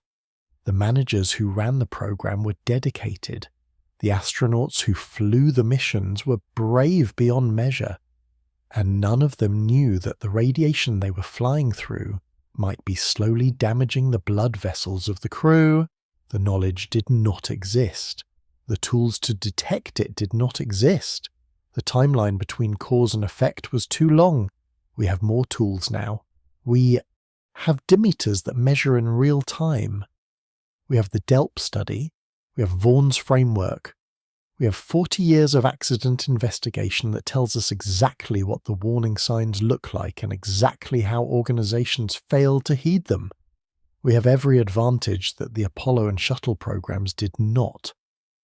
The question is whether we will use those advantages, whether we will look at the 18% radiation overshoot and say we need to understand this before we send more people, whether we will look at the Avcoti workaround and say this solves the symptom but not the root cause, whether we will look at the Starship timeline and say we will launch when it is ready, not when the calendar says we should, or whether we will do what the data says we usually do, celebrate the survival, normalize the deviation, fly again, the system failures, a $30 million toilet that broke on day 1 of a 10-day mission, communication system that went one way after launch, software that crashed, a valve that needs a redesign. On a 900-day Mars mission, the compounding probability of system failures is not 10 times higher than a 10-day mission. It is exponentially higher. Redundancy helps. Spares help. Crew ingenuity helps. But no spacecraft in history has maintained continuous crewed operations for 900 days with 0 critical system failures. The International Space Station requires continuous resupply from Earth. A Mars-bound spacecraft will have whatever it launched with and nothing more. And the normalization of deviance, the most dangerous aspect of all because it is the one that operates invisibly. If Artemis II's heat shield workaround becomes the baseline, and Artemis III flies it successfully, and Artemis IV flies it successfully, then by the time a Mars mission is being planned 10 or 15 years from now, the workaround will no longer be a workaround. It will be the standard operating procedure. The deviation will have been normalized. The engineers who originally flagged the AV coat problem will have retired or moved on. The institutional memory of why the trajectory was modified in the first place will have faded, and someone will propose flying the Mars re-entry on a trajectory that is slightly outside the modified envelope because the mission requires it, because the timeline demands it, because we've always done it this way and it has always worked. That is the readiness gap at its most dangerous. Not a single failure, but a slow accumulation. Not a crisis, but a gradient. Not a decision, but a drift. And I think that is what Artemis II really confirmed about our future in space. Not that we cannot do it. We can orbit the moon. We just proved that we will almost certainly land on it again. We may eventually send people to Mars. The engineering talent is there. The ambition is there. The money, though it is never enough and always contested, is there. What Artemis II confirmed is that the gap between what we can do and what we can do safely is wider than the celebration suggests. It confirmed that our radiation models are imperfect by a meaningful margin. It confirmed that our systems fail at a rate that is manageable on short missions but concerning for long ones. It confirmed that our institutional patterns of risk acceptance, patterns that have been documented, studied, and warned about for 40 years are alive and well, operating in real time in the decisions being made right now about the future of the Artemis program. Challenger's O-rings survived 24 flights. Columbia's foam survived 113 missions. The astronauts who flew beyond Earth's magnetosphere in the late 1960s and early 7S absorbed radiation that may have contributed to their deaths decades later. But nobody knew it at the time. Nobody could have known. The data did not exist. The sample was too small. The timeline was too long. We are at the beginning of another timeline now, the Artemis timeline. And this time, we have Vaughan's work. We have DELP study. We have the OIG reports and the ASAP warnings and the 18% radiation overshoot and the 100 plus locations of Charlos on Artemis I. We have all the early warning signs that previous eras did not have or did not heed. The question is whether we will use them, whether we will look at the data honestly and say we're not as ready as we thought and we need to slow down until we are, or whether we will do what we've done before. Celebrate the survival, normalize the deviation, accept the risk, and fly again. I do not know the answer. Nobody does. It has not been written yet. The crew of Artemis II is home. They are safe. They broke a record that stood for 53 years, and they brought back data that will shape the future of human spaceflight for decades to come. That is worth celebrating genuinely and without reservation. But the data they brought back includes 12 millisieverts and an 18% overshoot. It includes a heat shield that has not been inspected yet. It includes a toilet that cost $30 million and broke on day one. It includes a landing timeline that just got pushed back and a lander that has not passed its basic tests. And it includes, whether we acknowledge it or not, the continuation of a pattern that Diane Vaughan first identified 4 decades ago, a pattern that begins with early warning signs, proceeds through normalized deviance, and ends in one of two places, either a deliberate correction or a catastrophe. The terrifying truth that Artemis II just confirmed about our future in space is not that space is dangerous.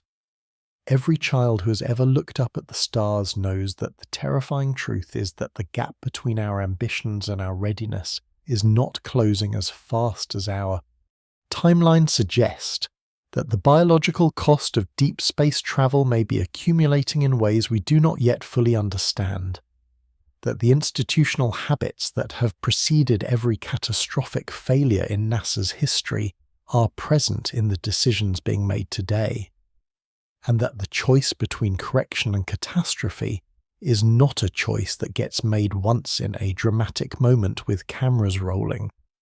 It is a choice that gets made every day in every meeting, in every risk acceptance determination, in every decision to fly a workaround rather than fix the underlying problem.